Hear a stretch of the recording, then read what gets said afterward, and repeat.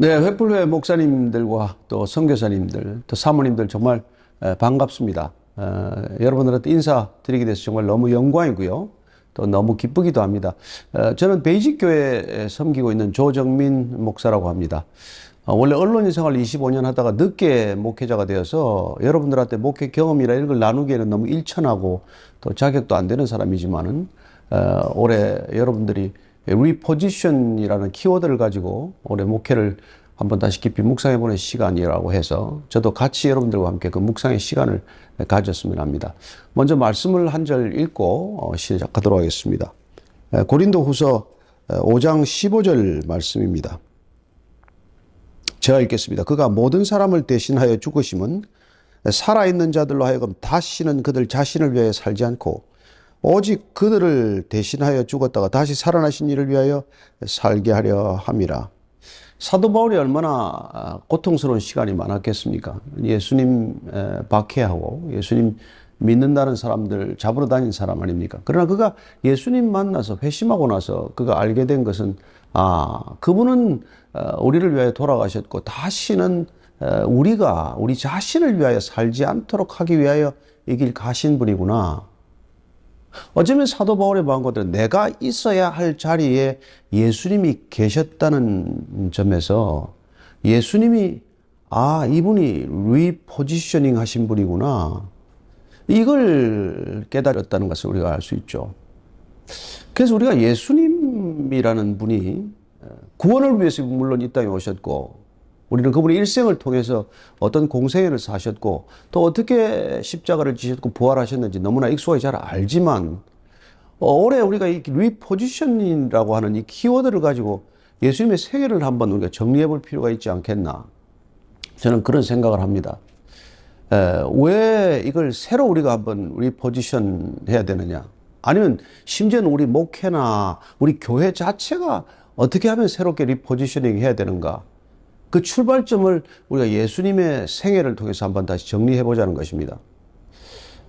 저는 사실 2013년 베이직 교회가 시작될 때 새로 오는 성도들한테 굉장히 도전적으로 좀 불쾌할 만큼 강하게 얘기했습니다. 우리 착각하지 맙시다. 여러분들이 교회 왔다고 그리스도인 아닙니다. 여러분들 크리스찬 아닙니다. 저도 선한 목자 아닙니다. 그래서 여러분들도 그리스도인이라고 착각하고 여기 왔기 때문에 여러분들 자신도 리크리스천나이즈, 재기독교인화 되어야 되는 분들입니다. 저도 또한 제가 무슨 선한 목자 아니기 때문에 여러분들과 함께 목자 대신 선한 목자를 따라가면서 제 자신도 늘 새로운 자리에 새롭게 거듭나야 한다는 생각을 버리지 않겠습니다. 그러나 여러분들도 저를 목자로 쳐다보지 마시고 나도 여러분들 무슨 선한 양떼로 생각하지 않겠습니다. 우리 다 아직도 죄인이고 그냥 주님께서 용서해 주셨다는 것을 아는 죄인일 뿐이니까 같이 한번 주님 따라가 보십시다. 그렇게 목회를 시작하고 교회 사역 절대 내려놓고 하지 말라 그랬습니다. 죄인이 사역하면 죄 짓는 겁니다. 죄인이 위로받고 회복되면 또 죄 짓는 겁니다. 저와 여러분들 죽어야, 그분하고 죽어야, 그리고 그분의 자리에 새롭게 태어나야, 주님 말씀대로 거듭나야 우리는 목회도 가능하고 교회도 가능하고 그리고 사역도 가능한 것 아니겠습니까? 이런 얘기로 사실 시작을 했어요. 많은 성도들이 거기 동의해주고 따라와서 같이들 지금 따라가고 있는 중입니다. 그렇다면 우리는 예수님께서 이 땅에 오신 것 자체가 그야말로 몇 가지 고비를 통해서 우리를 새롭게 리포지셔닝 하기 위해서 오셨다는 것을 알 수 있습니다. 우리는 창세기를 통해서 아담과 하와가 죄 짓는 게 뭐겠어요? 본인의 자리를 떠난 것이죠. 죄란 무엇입니까? 자기 자리 벗어나는 것 아니겠어요? 있어야 할 자리에 있지 않는 것. 그게 우리로서는 가장 큰 죄죠. 세상에 뭐 살인죄, 간음죄, 사기죄가 크다고 말할지 모르겠지만 성경적으로는 적어도 우리가 믿음의 눈으로 보면은 인간의 죄, 원죄, 가장 큰 죄, 대역죄, 반역죄는 하나님의 자리에 올라간 거 아니겠어요? 어디면 예수님께서 그 자리에서 내려오라. 그리고 우리가 있어야 할 자리에 대신 그분이 내려오셔서 우리를 그분께로 이끌어 가셔서 그분이 우리가 있어야 할 자리로 회복시키는 것. 그게 곧 구원 아니겠습니까? 그래서 예수님께서 어떻게 우리를 리포지셔닝 하기 위해서 걸으셨는지를 한번 살펴볼 필요가 있지 않나. 저는 그렇게 믿습니다. 자, 첫 번째 리포지셔닝은 뭘까요? 당연히 말 구유죠. 그렇습니다. 첫 번째 그분의 어떻게 보면 자리 바꿈의 자리. 리포지션이라는 것은 자리를 새롭게 바꾸는 겁니다. 그리고 외과 수술의가 이 리포지션이라는 단어를 쓰면 뼈나 이런 것들을 이렇게 수술한다고 이렇게 얼걸어 놨다가 다시 제자리를 찾는 것. 그런 걸 뜻하는 거예요. 그분께서 인간이 인간의 자리를 벗어난 걸 제자리로 돌이키기 위하여 첫 번째 본인이 자리 바꾼 자리가 뭡니까? 본인이 자리 바꾼 첫 번째 자리는 소위 말구유죠. 하늘 보좌를 버리고 이 땅에서도 가장 천박한 자리에 오신 것 아닙니까? 어떤 인간이 그보다 더 낮은 자리에 갈 수 있습니까? 왜 그렇게까지 낮은 자리에 가셨을까요? 이 땅에서 그분이 다시 자리를 옮겨 주실 수 없는 분은 없다고 하는 측면에서 놀랍게도 그분은 그 자리를 택한 것 아니겠습니까? 그래서 가장 높은 자리에서 가장 낮은 자리로 내려오셨다는 것. 이게 우리 신앙의 첫 출발점이죠. 기독교의 첫 번째 자리입니다. 네. 이 첫 번째 자리를 잊어버리면 교회는 갈수록 높은 곳을 향하게 되죠. 아니요. 복음이란 본질적으로 충격적인 하향성에서 비롯됩니다. 있을 수 없는 하향성이죠. 어떻게 더 내려갑니까? 누가 그렇게 내려갑니까? 어떤 인간이 높은 자리에서 낮은 자리로 스스로 내려갑니까? 오직 주님만이 하늘의 보좌를 버리고 이 땅에 오신 것만 해도 성육신만도 충격적인 하향성인데 그 자리가 말구유라는 거예요. 그 점에서 그분은 우리에게 정말 소망이 되시는 것입니다. 이 땅에 그분보다 낮게 태어나는 사람이 없기 때문에, 그분보다 낮은 곳에서 인생을 시작하는 사람이 없기 때문에 오직 그분만이 이 땅에서 모든 사람, 어떤 환경, 어떤 조건, 어떤 여건에서 인생을 시작하더라도 그분만이 우리를 다시 높은 곳으로 데려갈 수 있는 분이시죠. 저는 첫 번째 그 자리를 늘 기억해야 한다고 믿습니다. 그분이 낮은 곳에 오셨다. 따라서 우리는 그리스도인이 된다는 것은 충격적인 하향성의 삶에 충격받지 않아야 합니다. 여러분, 예수 믿고 잘 되는 게 뭡니까? 예수 믿고 잘 된다고 자꾸 얘기하는 게 뭐예요? 제자리 찾는 게 잘 되는 겁니다. 제자리 기억하는 게 잘 되는 거 아니겠어요? 그래서 예수님께서 늘 낮은 자리, 그런 자리 바꿈을 일상적으로 해가는 것을 우리는 지켜보게 됩니다. 저는 성경을 통해서 두 번째 자리 바꿈의 자리를 요단강으로 잡았어요. 왜 요단강일까요? 세례 요한한테 세례받으러 갔기 때문이죠. 세례 요한한테 예수님이 왜 세례받으러 가십니까? 세례 요한이 펄쩍 뛰죠. 아니 주님, 제가 주님한테 세례를 받아야지. 주님 저한테 세례받으러 오시면 어떡합니까? 예수님께서 정말 그 당시로서는 알듯 말듯한 말씀을 하세요. 내가 내게 세례를 베푸는 것이 하나님의 의를 이루는 방법이라고 말합니다. 여러분, 이 굉장히 중요한 말씀이거든요. 지금 하나님이 죄인에게 찾아가셔서 죄인에게 세례를 베풀라고 요청하신 것입니다. 하나님이 인간의 자리로 내려오셔서 인간의 자리에서 죄인이 받는 세례를 받겠다는 거예요. 세례 요한이 아무리 거절해도 예수님께서는 그렇게 하는 것, 찾아오신 하나님을 내가 받아들이는 것, 하나님이 하나님의 자리를 버리고 인간의 자리로 오셨을 때 인간이 영접하는 것, 받아들이는 것, 수용하는 것, 이게 하나님의 의를 이루는 방법이라고 말씀하십니다. 그럼 하나님의 의가 어떻게 이루어집니까? 지금 이 시대가 정의를 위해서 얼마나 피 튀기게 싸웁니까? 그러나 하나님의 공의는 인간의 justice가 아니라 하나님의 righteousness는 찾아오신 하나님을 받아들이는 것으로 시작이 된다는 것입니다. 충격적인 하향성의 삶을 택하신, 결정하신 하나님께서 우리에게 찾아오시는 것. 여러분, 찾아오신 하나님을 맞아들이는 종교가 어디 있습니까? 어떤 종교가 하나님을 맞아들입니까? 하나님을 찾아서 난리죠. 수행이다. 그 어려운 모든 이 과정들이 뭡니까? 우리는 찾아오신 분 그냥 영접하면 됩니다. 요한복음 말씀대로 영접하는 자, 곧 그 이름을 믿는 자들에게는 하나님의 자녀가 되는 권세를 주셨다고 말씀하지 않습니까? 그렇습니다. 우리는 오신 그분을 맞아들이는 것으로 충분합니다. 그분은 자리 바꾸자고 오신 것입니다. 그분은 그분의 자리에 우리를 앉히기 위하여 그분 자신이 내려오셨고 찾아오셨다는 것입니다. 여러분, 찾아오신 주님 맞아들이는 게 어렵습니까? 찾아오신 주님 맞아들이도록 그렇게 우리가 전하는 메시지가 힘든 메시지입니까? 이거 제대로 전하면 되는 겁니다. 어떤 메시지보다 강력한 거 아닙니까? 하나님이 당신을 찾아오셨습니다. 그냥 받아들이십시오. 문 열어주십시오. 그냥 영접하십시오. 그냥 예스 하십시오. 하나님이 당신을 향하여 예스라고 말씀하셨으니 당신도 하나님을 향하여 예스라고 답하라는 거예요. 그게 요단강의 자리고 그게 세례의 자리라는 것입니다.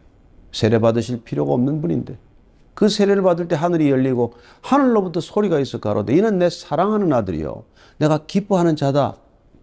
그 음성을 듣는 것이죠. 그렇습니다. 하나님의 공의가 회복될 때 그곳에 하나님의 사랑이 있고 하나님의 기쁨이 있다는 것입니다.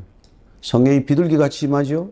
삼위일체 하나님이 그게 한번 우리에게 언뜻 지나가듯 우리에게 모습을 비춰주는 것이죠. 그걸 신학자들은 하나님의 대관식이라고 말합니다. 예수님의 대관식을 누가 봤습니까? 누가 지켜보고 축복이나 했습니까? 하다못해 영국의 왕이 찰스 왕이 새로 왕위를 계승해도 온 나라가 그냥 축제에 빠지는데 그렇습니다. 요단강 한 구석에서 저도 그곳에서 몇 번 여러 번 세례를 준 적이 있습니다만 흙탕물이에요. 물도 깨끗하지 않습니다. 별로. 그곳에서 정말 사람들이 아무도 주목하지 않는 바로 그 자리가 하나님께서 인간을 위해서 자리 바꾼 자리라는 것이죠. 우리는 그분의 자리 바꿈, 우리 포지셔닝의 의미를 다시 한번 깊이 묵상할 필요가 있습니다.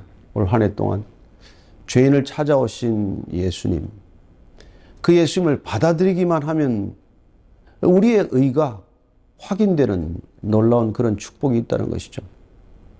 사실 십자가에서 완성되지만 이 자리 바꿈을 신학적으로는 그 더블 디퍼런스라고 말씀하는 것이죠. 왜냐하면 하나님이 있어야 할 자리에서 인간의 자리로 와서 하나님의 의가 인간에게 흘러들고 인간의 죄가 하나님께로 전이되는 걸 이중전이, 신학적으로는 이중전가라고 표현하는 것이죠.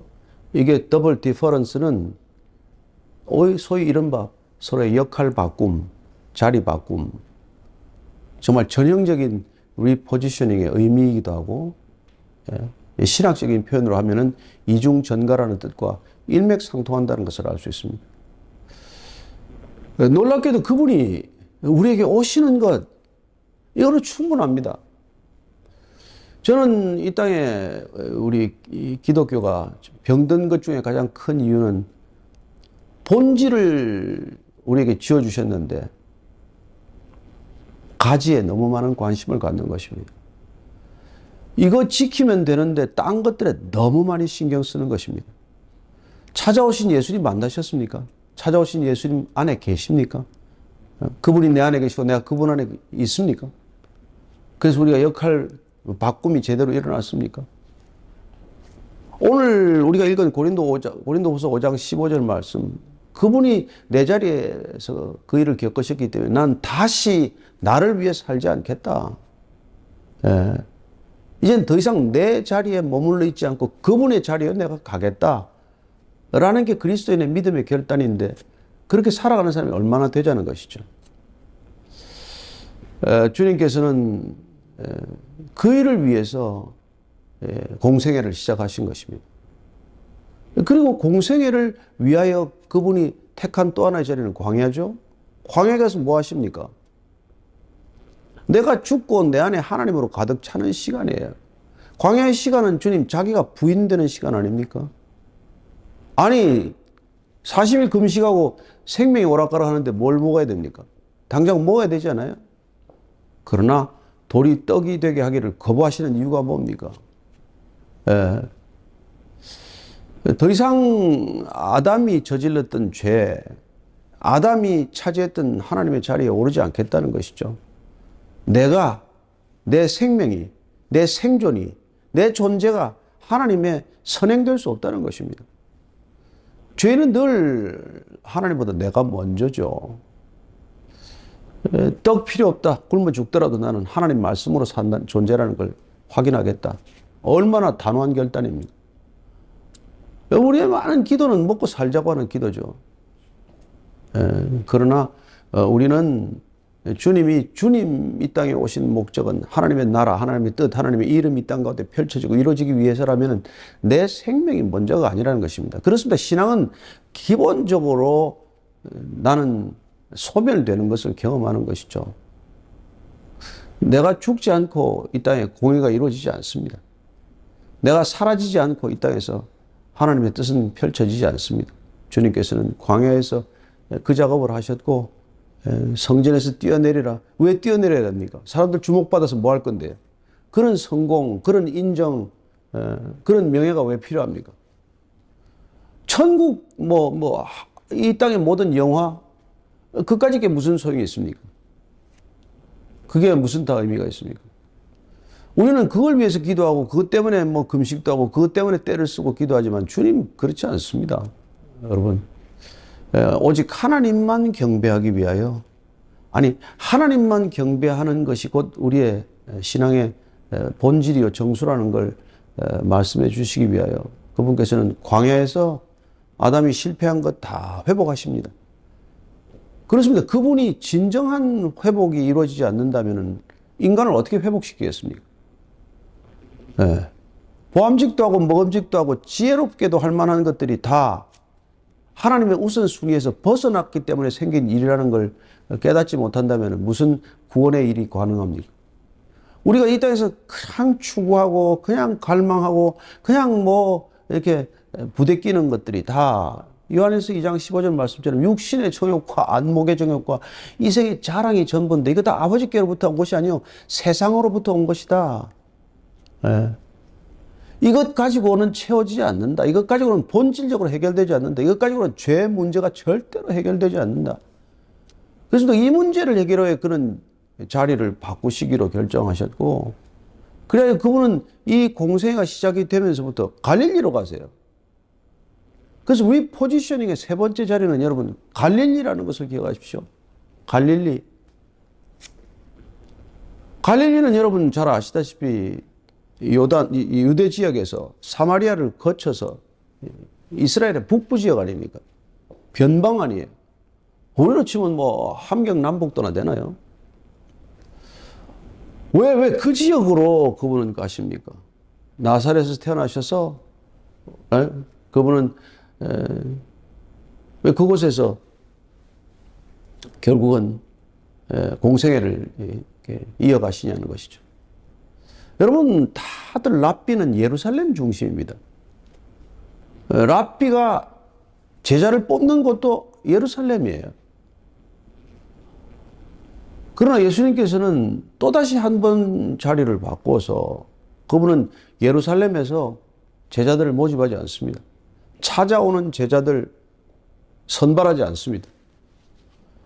모든 랍비는 그렇게 길러지는 것이죠.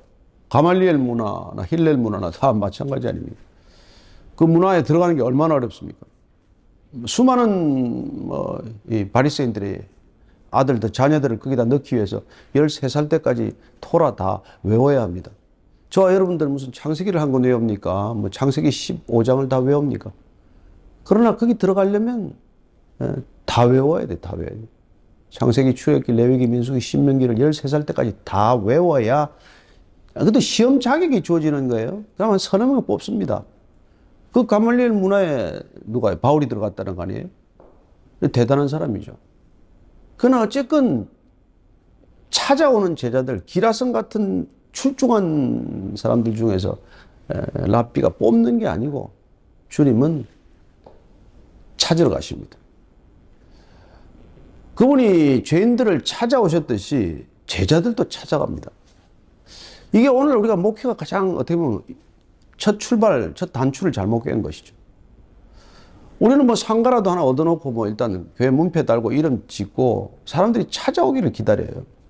물론 뭐 정 없을 때는 어디 가서 뭐 노방전도도 하고 이리저리 가서 한 사람씩 데려오긴 하지만, 그러나 우리는 조금만 뭐 여유가 생기면은 그냥 뭐 다 찾아오기를 기다리고 있습니다. 아니, 주님은 그렇게 목회하지 않으셨습니다. 교회는 그렇게 시작되지 않습니다. 교회는 주님이 찾아오셔서 불러내는 사람이에요. 왜 교회입니까? 구약적으로는 카할이죠. 스데반은 그걸 광야교회라고 말합니다. 여러분, 출애굽한 백성들이 교회입니다. 교회.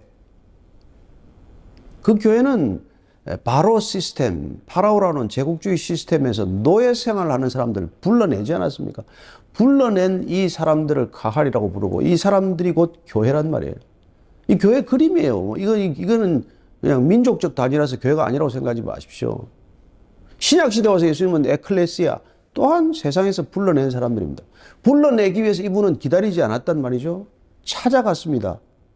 역시 예루살렘의 랍비들과는 다른 리포지셔닝 아닙니까? 전혀 다른 접근이죠.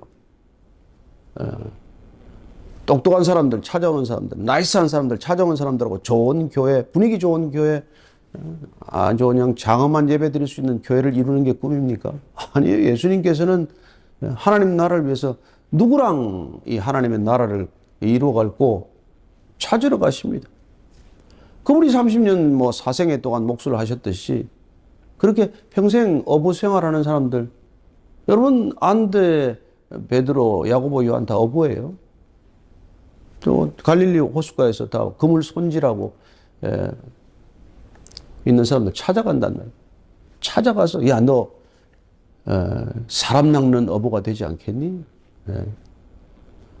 어쩌면 당신 같은 목수 찾아갔다면, 야, 너 사실 뭡니까, 도마 20만 원 도마는 목수 출신인데 너 이제 집 짓는 것 말고 사람 좀 지어볼래?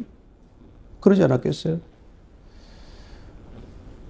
아니, 마태야, 너 세금 이제 힘들지?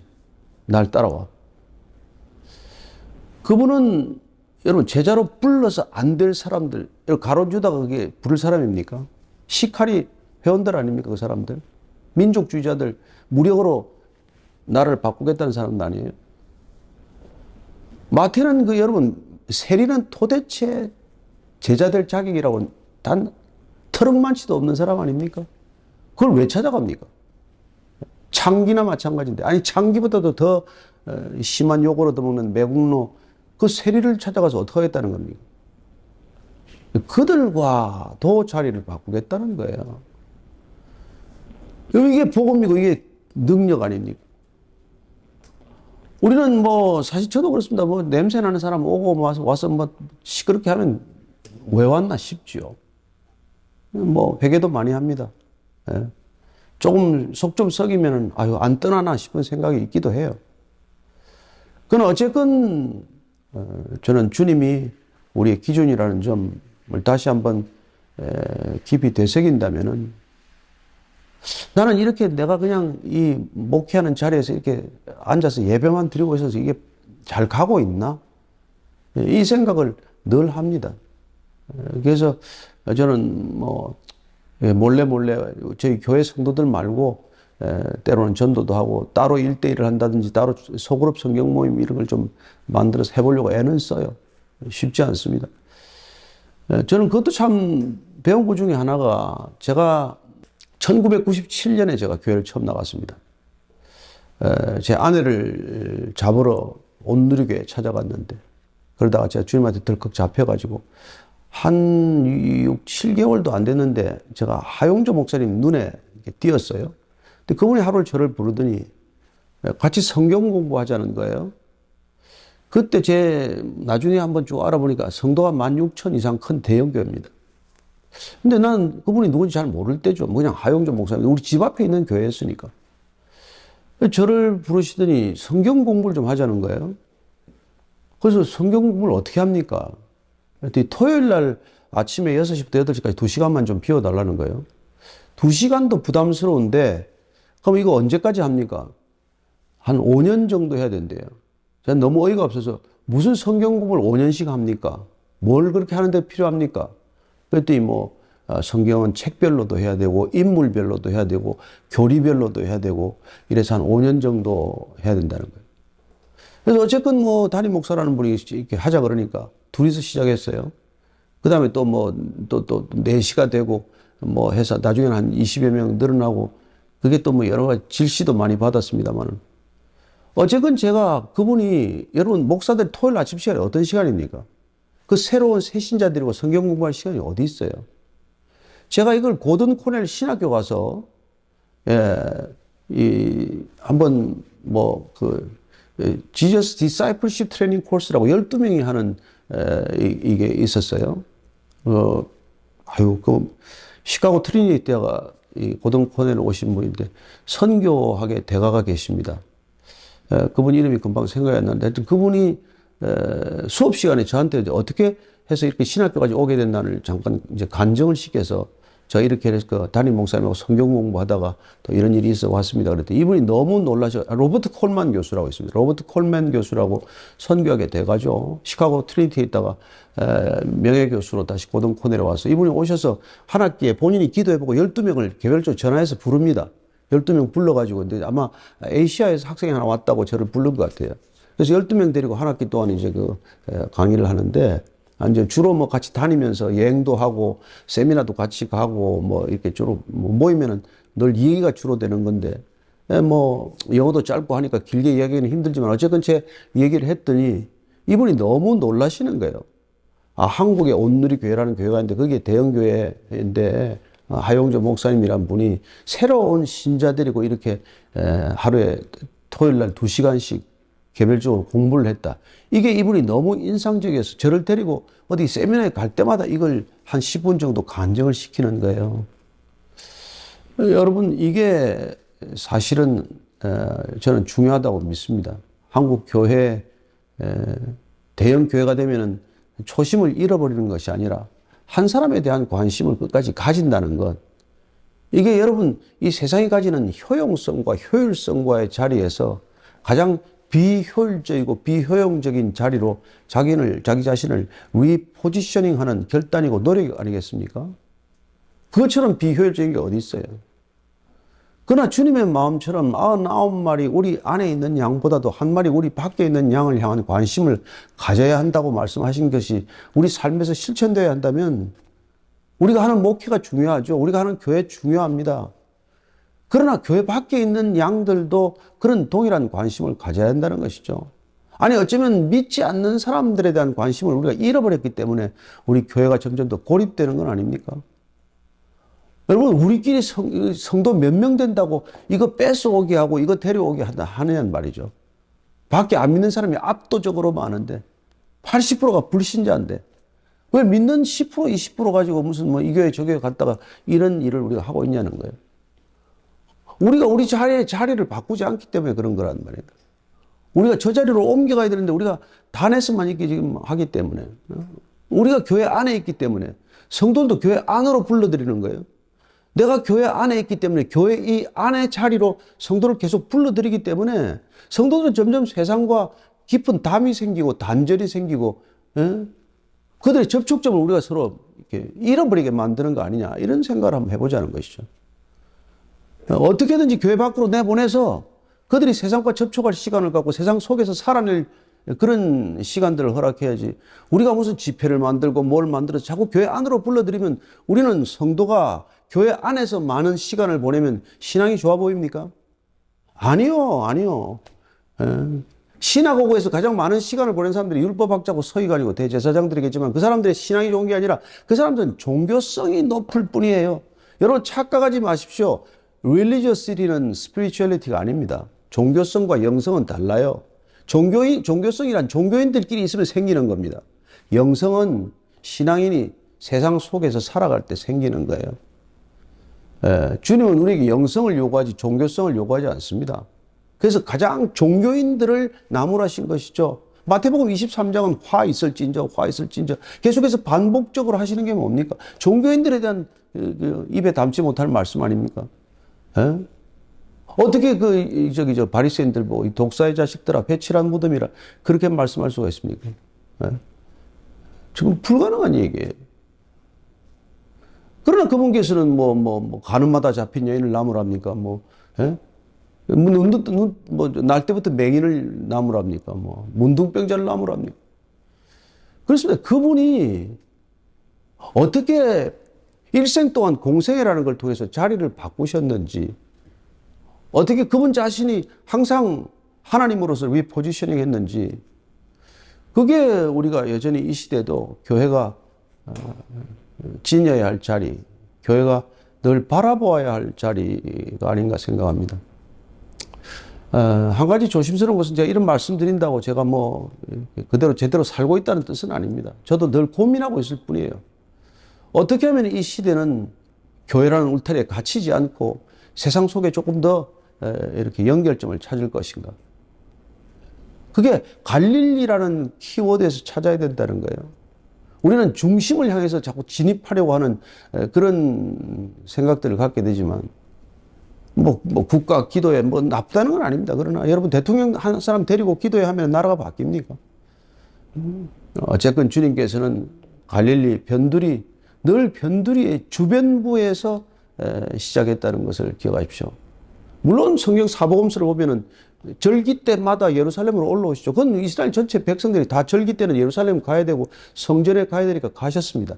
그러나 그분은 늘 갈릴리라고 하는, 또 심지어는 누구도 발걸음을 닿지 않게 하는 그 사마리아에까지 가서 그분께서는 그곳에서 한 영혼, 우물가에서 한 영혼을 만나서 대화하지 않습니까? 그 당시 랍비가 누구하고 대화를 합니까? 그 사마리아인하고는 눈길조차도 마주치지 않았을 때고, 여자하고는 감히 대화도 하지 않을 때, 주님께서는 그 소외된 사마리아인이라고 하는 소외 계층, 그 사마리아인 중에서도 결혼을 5번, 6번 한 가장 천박한 여인과 주저없이, 벽 없이, 허물 없이 얘기를 나누지 않습니까? 저는 가장 더 놀란 것은, 아니 예배학 강의를 그 여자한테 왜 합니까? 12제자는 어디다 두고 왜 그 여자한테 예배론을 강의합니까? 예? 저는 우리가 잘 아는, 이 여인은 어디 가서 예배드려야 진짜 예배입니까? 여기 그리심 산당입니까? 아니면은 예루살렘 성전입니까? 당신들은 전부 예루살렘 가야 된다고 그러고, 우리 이 사람들은, 사마리아 사람들은 다 그리심 산당으로 가라는데, 어디를 가야 진짜 예배입니까? 예배는 장소의 문제가 아니야. 예배는 태도의 문제야.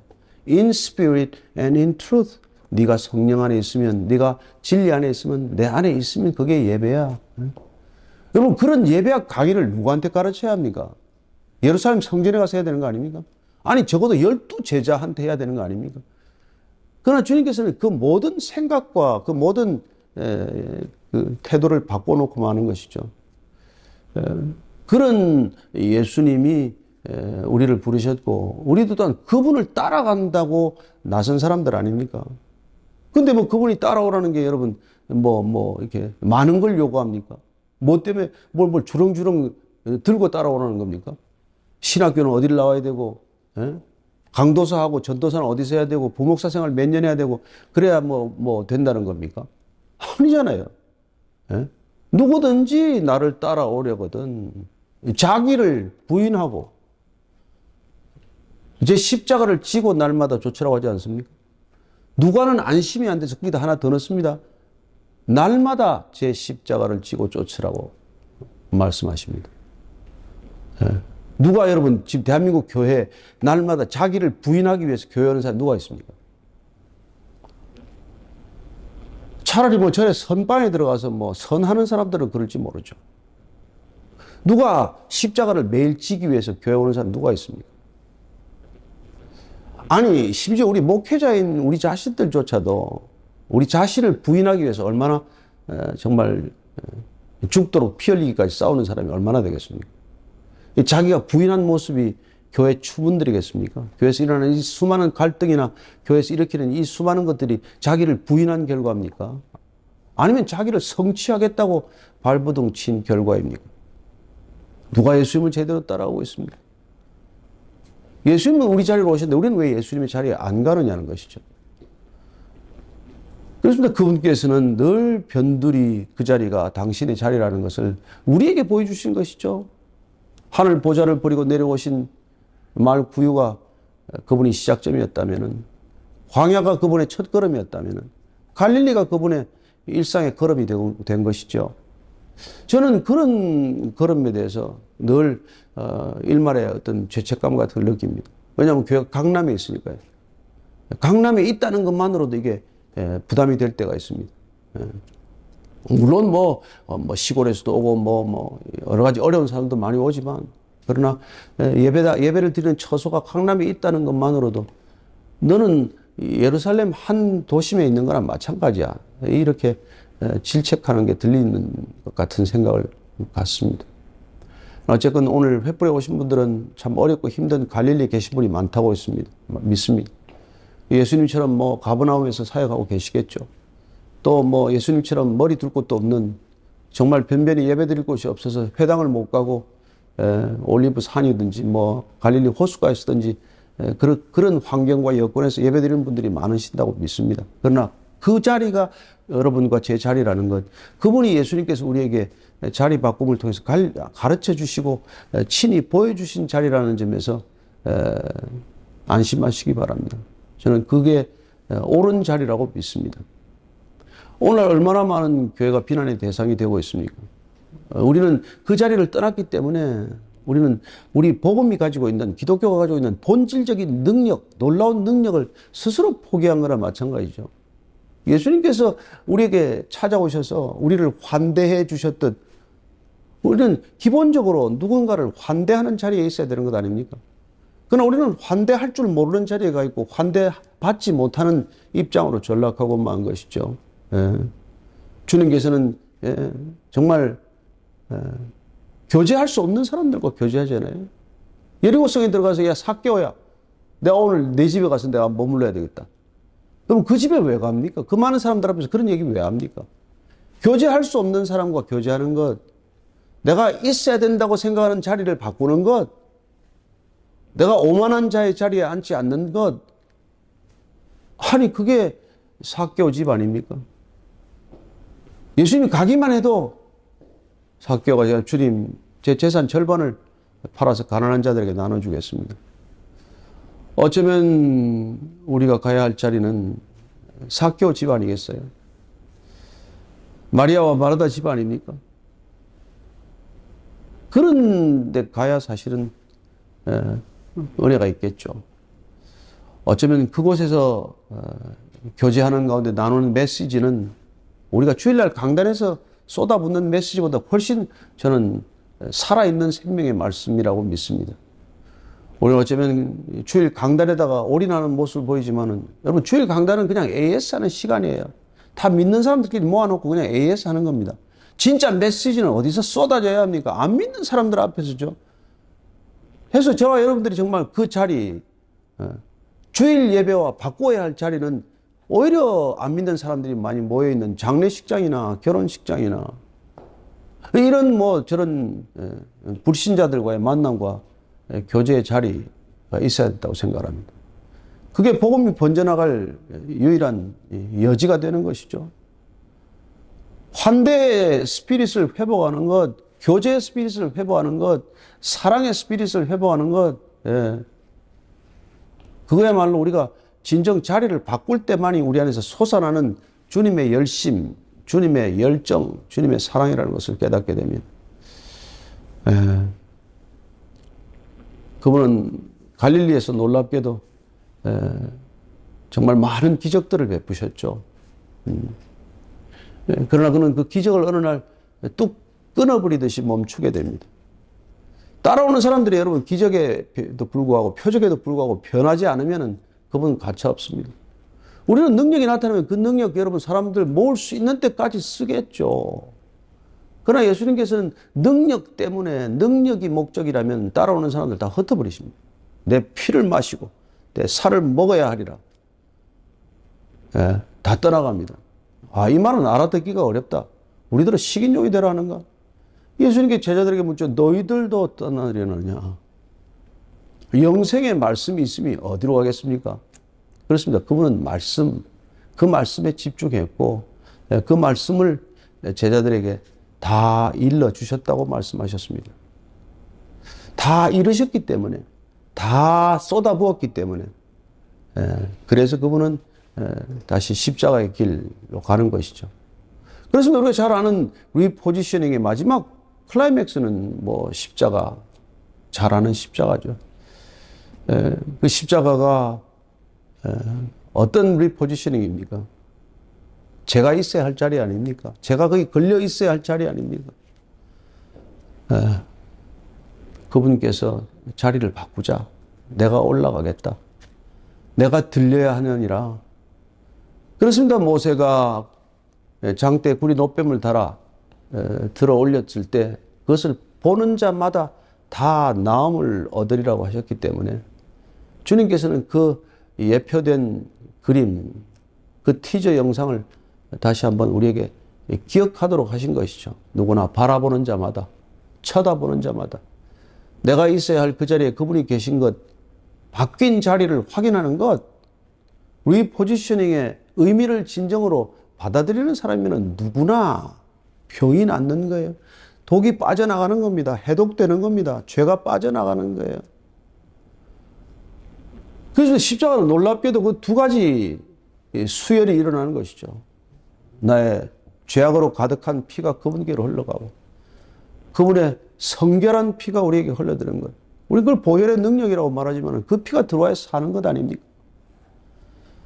그래서 마지막 리포지셔닝은 우리가 십자가에서 그런 놀라운 일이 일어날 때 우리는 영생의 생명으로 거듭나는 것이죠. 살았다고 하나 죽은 채 살아가는 이 세상 가운데 진실로 살아있다는 게 뭡니까? 여러분, 세상 사람들이 살았다고 착각하고 사는 것 아닙니까? 죽어도 죽은 줄 모르고 살아가는 것 아닙니까? 기껏 하루 종일 생각해봐야 악인의 꾀를 쫓는 것밖에 더 있습니까? 그저 열심히 가는 길이 뭡니까? 죄인의 길을 부지런히 가는 것이죠. 그런 끝없이 자리를 추구합니다. 오만한 자의 자리죠. 오만한 자의 자리. 교만한 자리. 그저 위로 올라가는 자리. 주님은 내려오서 끝없이 내려오시는데 죄인들은 여전히 죄의 무게를, 그 무거운 무게를 줄줄 끌고 위로 올라가는 것이죠. 무슨 장자 다는 것 우리나라 사람만큼 좋아하는 거 있습니까? 여러분, 제가 그래도 한 많은 나라를 돌아다녔는데 한국 사람들이 가면 교민회가 꼭 2개, 3개 쪼개 있다. 각 도시마다. 제가 일본 사람들한테 물어봤어요.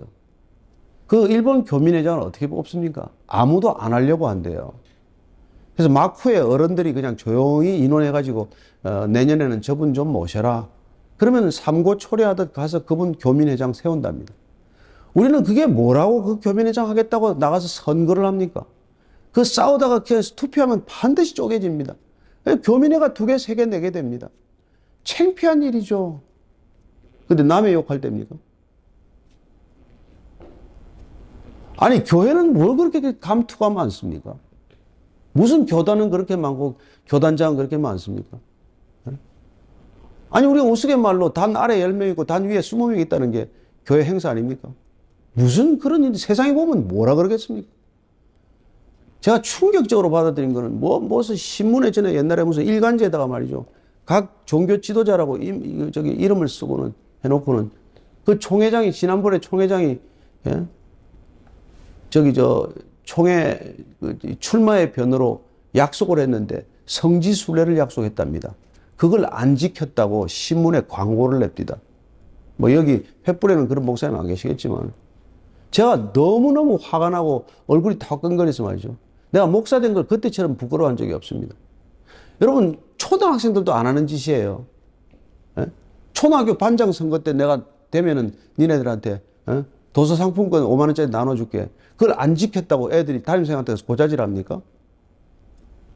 어떻게 총회장 할 때 성지순례 시켜주겠다고 약속했는데 지금 임기가 끝나가는데 그걸 안 지키냐고, 그걸 어디다 대고 신문에다가 광고를 내냔 말이에요. 여러분, 이게 우리 정말 부끄러운 현주소란 말이죠. 저는 정말 우리가 정말 여러분 예수 예자 입에 달 것도 없어요. 서기를 이렇게 읽었다면 그분을 저걸 따르기로 결단했다면 제가 저기 안수 받는 날 그랬습니다. 무슨 대표 인사라 그래서 제가 야 우리 여기 예수님처럼 목사 안수 받고 3년 만에 3년 되는 날 전부 십자가에서 물리적으로 실제로 못 박히고 손가발에 못 박히고 죽는다면 그래도 여기 안수 받은 사람이 있겠나? 저도 이제 안수 받은 지가 뭐 이제 시간이 좀 많이 흘렀습니다만은 그런 생각을 합니다. 이게 정말 십자가의 길이면 목회자가 이렇게 많이 있겠나?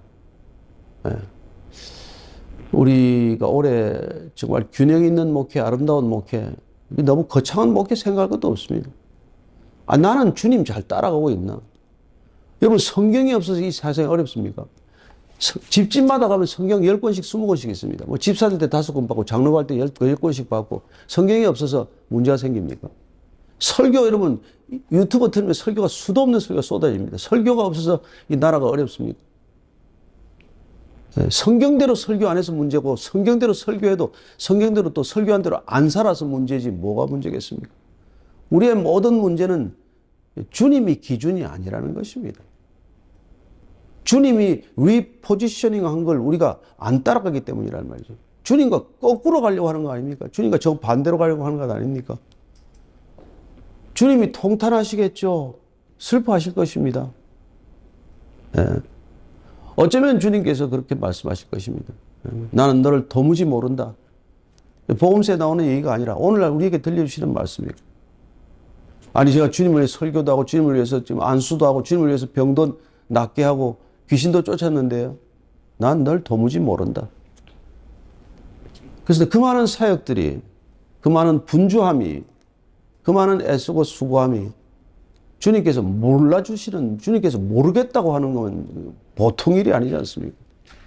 주님께서 말씀하십니다. 하나님의 일이 뭐니? 하나님과 그의 보내신 자 예수 그리스도를 믿는 것이 하나님의 일이니라. 정말 우리 잘 믿습니까? 우리 정말 잘 믿습니까? 한경림 목사님 소천하기 전에 목사님들 찾아가서 무슨 좀 말씀 좀 하시죠.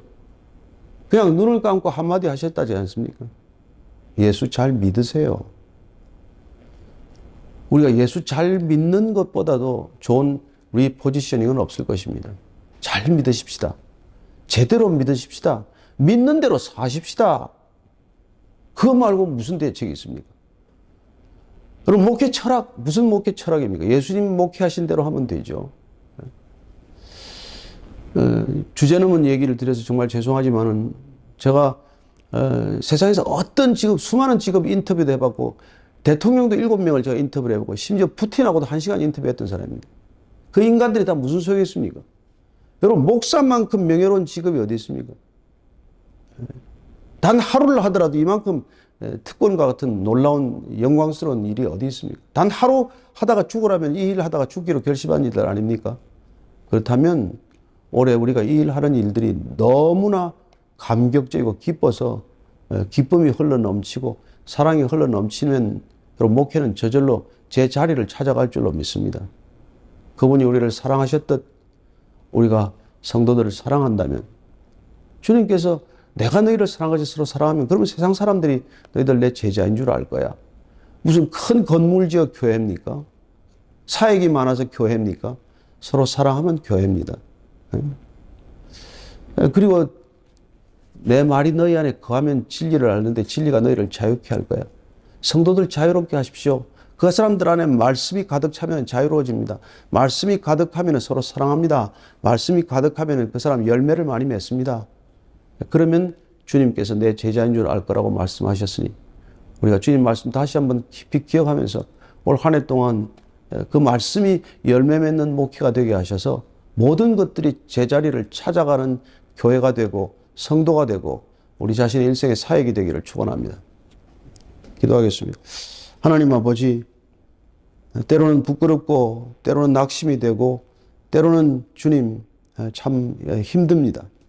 떠나버리고 싶은 때도 있고 접고 싶은 때도 있고 내려오고 싶은 때도 있지만 주님이 세우셨기에 주님께서 날마다 주님의 힘을 공급해 주지 않으면 저희들 한 시간도 서 있지 못합니다.